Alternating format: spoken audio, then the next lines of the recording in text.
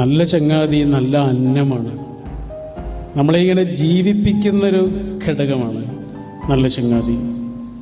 അതുകൊണ്ടാണ് ഒരു മനുഷ്യനെ മറ്റൊരു മനുഷ്യന് കൊടുക്കാവുന്ന ഏറ്റവും മനോഹരമായ സമ്മാനം ഏറ്റവും നല്ല സൗഹൃദം സമ്മാനിക്കലാണ്.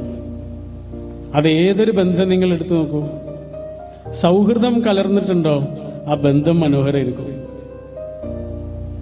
ബാലചന്ദ്രൻ ചുള്ളിക്കാടുണ്ടല്ലോ, മലയാളത്തിൻ്റെ പ്രിയപ്പെട്ട കവി.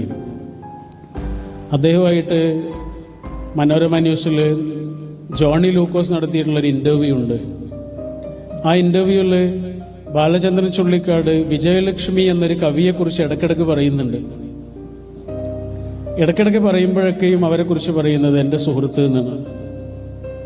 വിജയലക്ഷ്മി ബാലചന്ദ്രൻ ചുള്ളിക്കാടിൻ്റെ ഭാര്യയാണ്.